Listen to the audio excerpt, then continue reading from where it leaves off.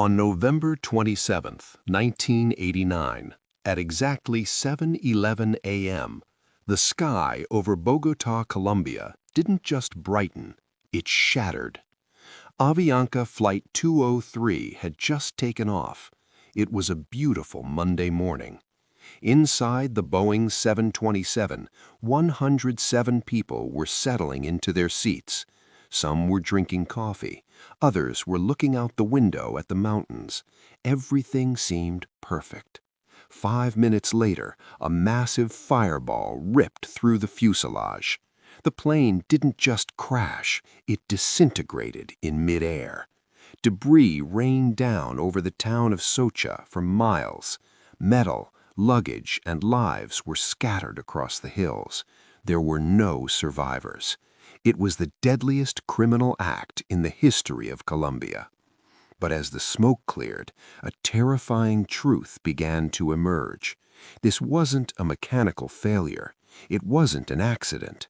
It was a cold, calculated hit. But the most shocking part, the man who ordered the hit had missed his only target. But this didn't start here. To understand how a billionaire drug lord decided to blow a passenger plane out of the sky, you have to understand the level of pure, uncut ego that ruled Pablo Escobar. By the late 80s, Pablo was at war with the world. He wasn't just a drug dealer anymore. He was a domestic terrorist. He was fighting the Colombian government to stop him from sending him to a U.S. prison. His motto was simple: extradition or the grave.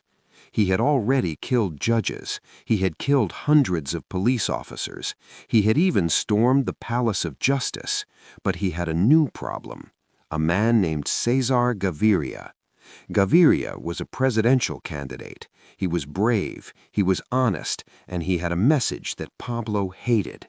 Gaviria promised the people of Colombia that if he was elected, he would take the fight to the cartels. He promised to send Pablo to the United States in chains.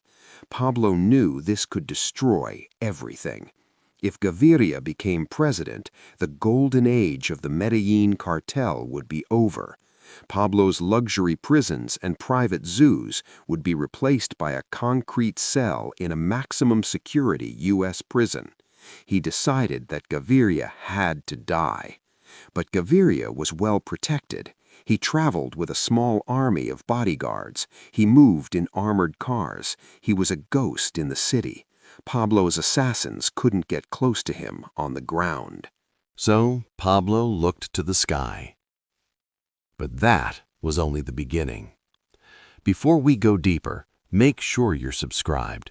We post stories like this every single day. Pablo's plan was as simple as it was evil. He found out that Gaviria was scheduled to fly from Bogota to Cali on Flight 203. But Pablo didn't want to use a sniper. He didn't want a knife in the dark. He wanted to send a message to the entire nation. He wanted everyone to know that no one was safe, not even in the clouds. He hired a young man to carry a briefcase onto the plane. The young man was told he was carrying a recording device to spy on a rival cartel member. He was told all he had to do was sit near the wing and flip a switch once the plane was in the air. The young man had no idea he was carrying a bomb. He was just a suicide bomber who didn't know he was going to die. Pablo sat in one of his safe houses and waited for the news. He was confident. He was calm. He believed that with one flick of a switch, his greatest political enemy would be erased.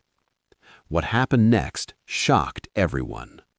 The bomb exploded exactly when it was supposed to. The fuel tanks ignited. The plane was torn apart by the pressure. From the ground, people saw a second sun appear in the morning sky. When the news hit the radio, the Medellin cartel celebrated. They thought they had won. They thought they had decapitated the Colombian government.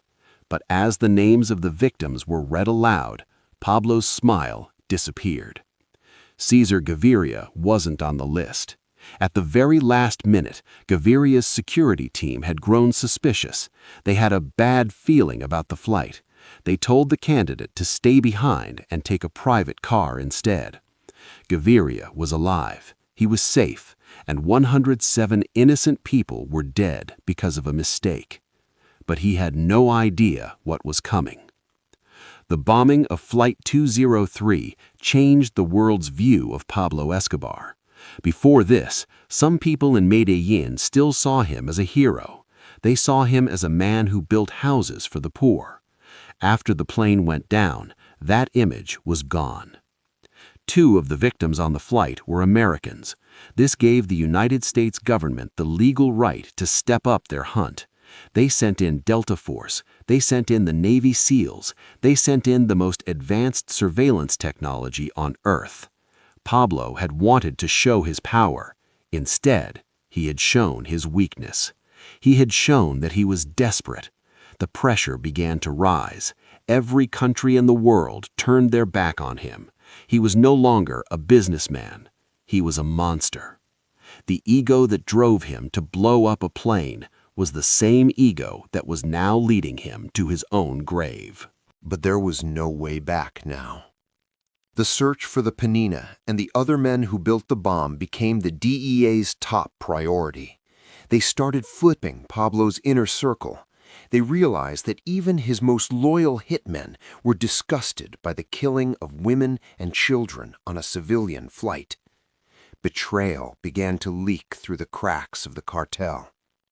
Pablo became a ghost. He moved from safe house to safe house. He slept on the floor. He ate cold rations. The billionaire who once lived in a palace was now living like a rat in the walls. The climax of this story didn't happen in the air. It happened on the ground. The bombing didn't stop Cesar Gaviria. In fact, it made him stronger. The people of Colombia were tired of the blood. They were tired of the fear. They went to the polls and they voted for the man who promised to end the narco-terror. Gaviria became the president of Colombia. He didn't back down. He kept his promise. He signed the extradition papers. He turned the entire military against the Medellin cartel. He hunted Pablo until there was nowhere left to hide.